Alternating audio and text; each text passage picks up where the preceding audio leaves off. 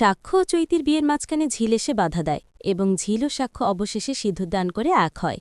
বন্ধুরা, আজকের পর্বতে বউ যখন সাক্ষ্যর পরিবার ঝিলকে ভুল বুঝে তাদের মধ্যে ভাঙন সৃষ্টি করে এবং বলে চৈতিকে ভালোবাসি সাক্ষ্য, ঝিল তোমাকে সে দেখতেও পারে না, আর সে সাইন করে দিলে। অবশেষে ঝিল বুঝতে পারে সে আর কিছু করতে পারবে না। সাক্ষ্য এদিকে রাজি হয়ে যায় চৈতির সাথে বিবাহ করতে। সে বুঝতে পারে না তাদের জীবনে কত বড় ভুল সে করতে চলেছে। একপক্ষে জোর করে সাক্ষ্যকে বিয়ে করা প্রেশারাইজ করা হয়। সাক্ষ্য কিছু না ভেবে তার পরিবারের মুখের দিকে তাকিয়ে সে টিপে সাইনও করে দেয় এবং মাল্লাবদল হবার সময় সেখানে উপস্থিত হয় ঝিল। ঝিল বলে এ বিবাহ হবে না।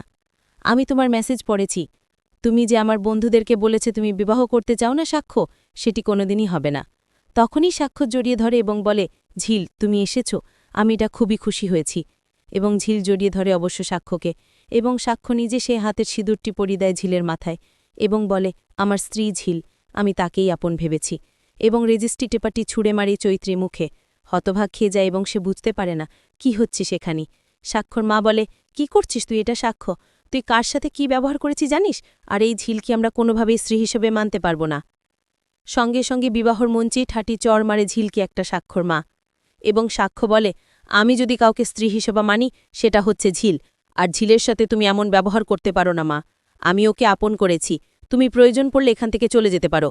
ঝিলকে আমি স্ত্রী হিসেবে গ্রহণ করেছি, আর ও আকার স্ত্রী, আমি এটা মেনেও নিয়েছি। তাই তুমি এমনভাবে ব্যবহার করে আমার স্ত্রীকে দুঃখ দিতে পারো না মা।